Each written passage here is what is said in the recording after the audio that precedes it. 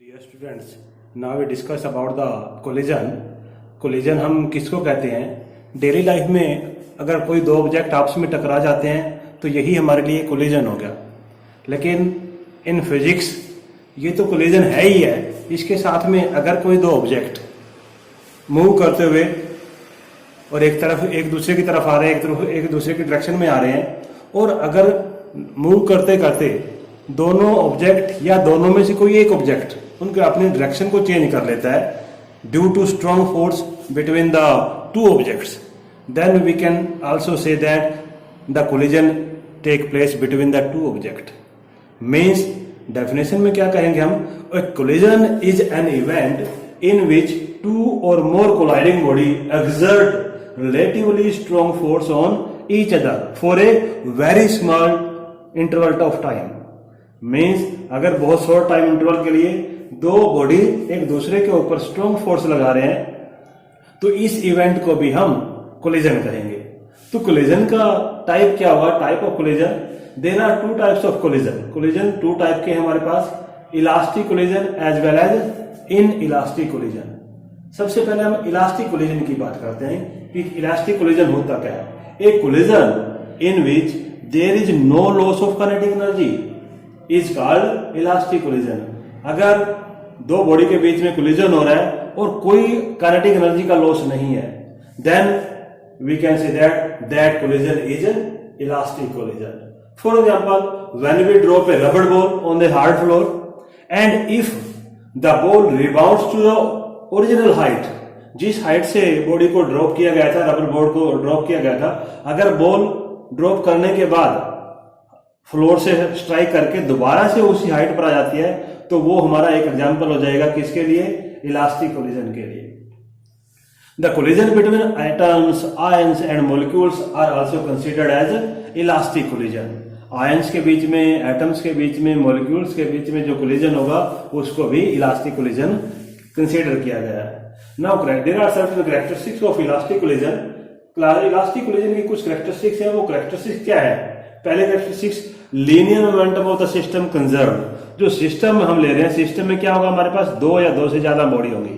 Suppose हमारे पास दो body है तो दोनों बॉडी हमारा सिस्टम मिलकर दो बॉडी सिस्टम बना रही है, तो दोनों बॉडी का सिस्टम में हमारा क्या होगा? उनका लीनियर मोमेंटम जो होगा वो कंजर्व रहेगा।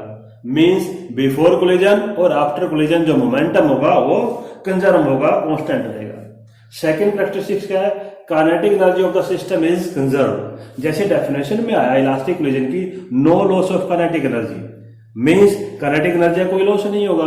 तो अगर काइनेटिक एनर्जी का लॉस नहीं हो रहा तो इसका मतलब क्या है? काइनेटिक एनर्जी भी कंजर्व रह रही है before collision as well as after collision. और तीसरी कैरेक्टरिस्टिक्स क्या है? Total energy of the system is conserve. System की जो टोटल एनर्जी होगी वो भी कंजर्व रहेगी। ये कुछ कैरेक्टरिस्टिक्स थी elastic collision. Now we take up the inelastic collision. Inelastic collision क्या होता है? If during the collision there are some loss of kinetic energy, then the collision is known as inelastic collision.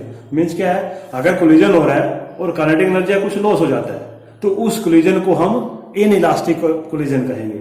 Example, when we drop a rubber ball on the hard floor and if the ball does not regain its original height, then the collision between the ball and floor is inelastic collision। देखिए, समझने में बड़ा आसान है।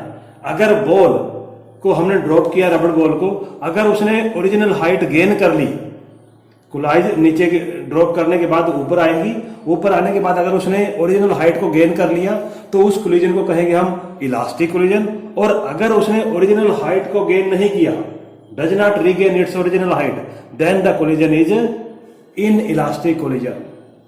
अब inelastic collision की भी कुछ कैरेक्टरिस्टिक्स हैं। Characteristics of inelastic collision. Characteristics क्या है?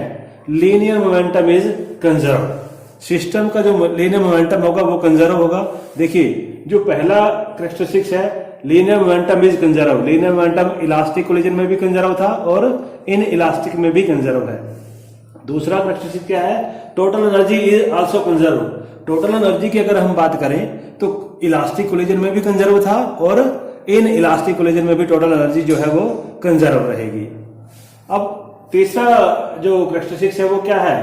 Kinetic energy is not conserve. Definition में भी यही आया है। डेफिनेशन क्या कहती है? If there occur some loss of kinetic energy, kinetic energy का कुछ लॉस हो रहा है, अगर काइनेटिक एनर्जी का लॉस होगा तो कोलिजन हमारा इन इलास्टिक हो जाएगा।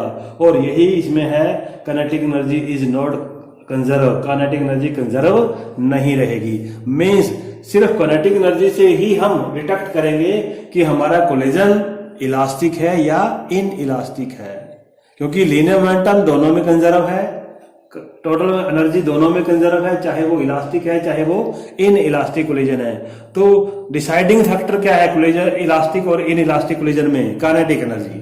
अगर काइनेटिक एनर्जी कंजर्व रह रही है तो इलास्टिक कोलिजन, और अगर कंजर्व नहीं होती तो हम इसको इन इलास्टिक कोलिजन कहेंगे।